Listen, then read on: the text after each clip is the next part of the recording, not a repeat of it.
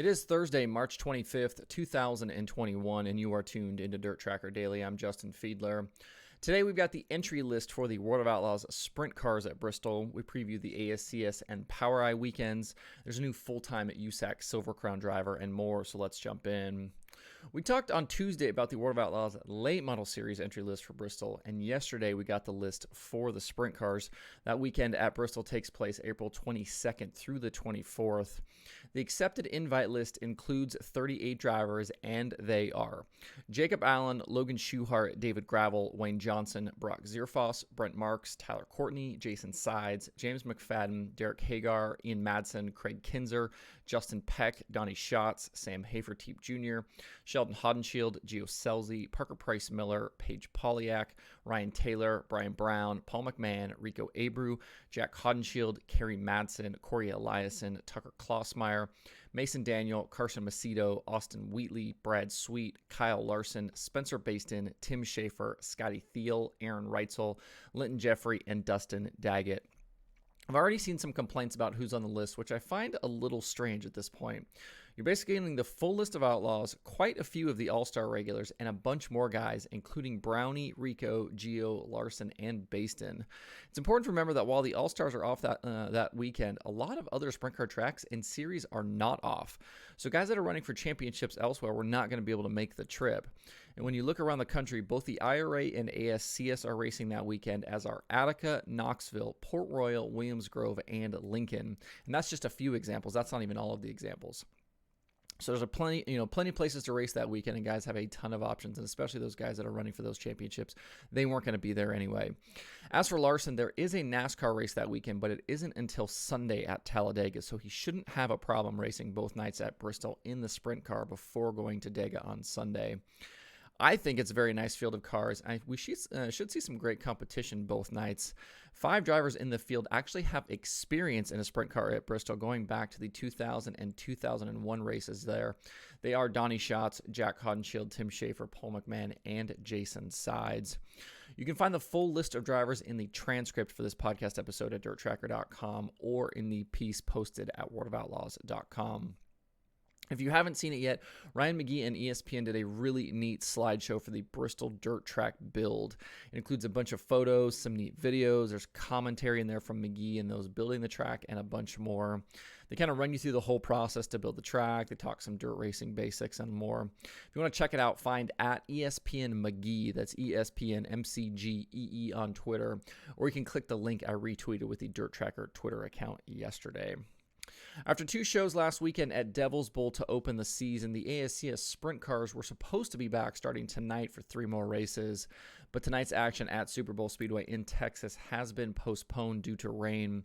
Series and track officials are working on trying to find a new date. With tonight off, the ASCS will now head to I-30 Speedway in Little Rock, Arkansas for Friday night and Saturday night. One of the names you'll want to keep an eye on in the coming years is Washington's J.J. Hickle.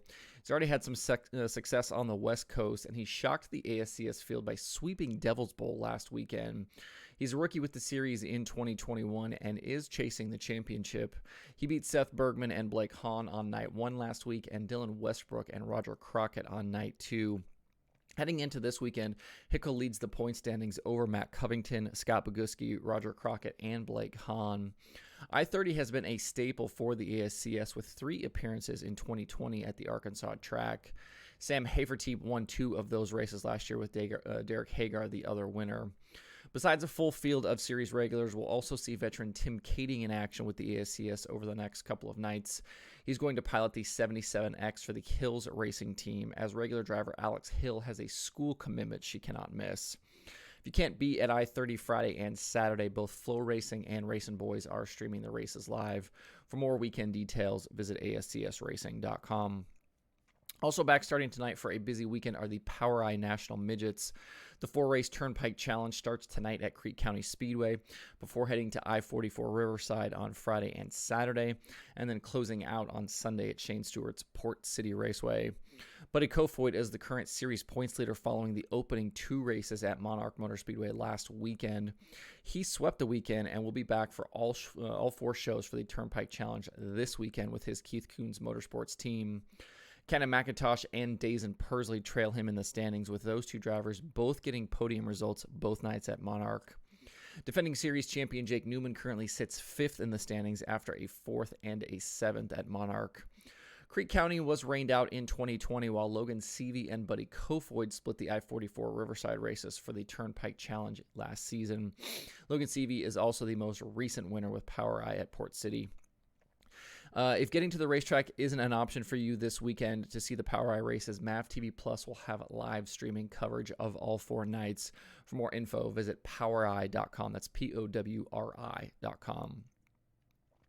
Add Eric Gordon's name to the list of drivers that are going to contest the full USAC Silver Crown Series in 2021.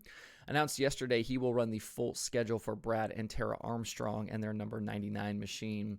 According to USAC's Richie Murray, Gordon has made 141 career series starts, and he finished 2nd in the championship standings in his rookie year of 1990 behind Jimmy Sills. It's been a long time since Gordon ran the full schedule, and he only made a single series start in 2020, finishing 6th on the pavement at Lucas Oil Raceway in August. Tanner Swanson won the race that day.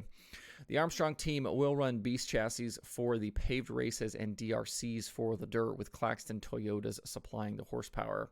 The first USAC Silver Crown race of 2021 is May 9th at Winchester Speedway in Indiana. For more on the announcement, visit usacracing.com. Knoxville Raceway is still a few weeks away from their season opener, but the track announced yesterday they have increased the money they will pay out to weekly 410 sprint car teams this season. The 18 weekly events will pay out a total of $605,000, with the 410 Championship Point Fund awarding more than $114,000 to drivers and teams. Most weekly shows this year will pay $4,000 a win and $600 for 20th, while 6 of the races will pay $5,000 a win and $650 for 20th. And the Capitani Classic, which takes place in advance of the Knoxville Nationals, will pay $8,000 a win and $650 for 20th. We've seen purse increases from several tracks and series in the last year or so, and this is kind of right in line with that. This move will certainly benefit the teams and drivers that compete at Knoxville. Knoxville's season opens April 17th. For more information on their schedule, visit knoxvilleraceway.com. There are 6 items on the streaming schedule today. If you're looking for some dirt racing to watch, Flow Racing has modifieds, from Woodford Glen Speedway in New Zealand and Flow 24/7. Racing Boys also has the... Actually, I screwed this up because I didn't fix my notes. Flow Racing has modifieds from Woodford Glen and Flow 24/7. Racing Dirt has the first night of the King of America weekend from Humboldt Speedway, and MAV TV Plus has the Turnpike Challenge from Creek County for the POWRi National Midgets. So there's not 6 items, there's 4 items. I should have updated this one. We got the ASCS rainout announcement. To see the full daily streaming schedule with links to watch, visit DIRTRACKR.com/watch tonight. That's it for the show today. Hope everybody has a good Thursday. You can find DIRTRACKR Daily on Apple Podcasts, Spotify, Stitcher, or where you get podcasts. Please subscribe and leave a review. You can also watch the show every day on YouTube and Facebook. Those likes and subscribes on YouTube are appreciated as well.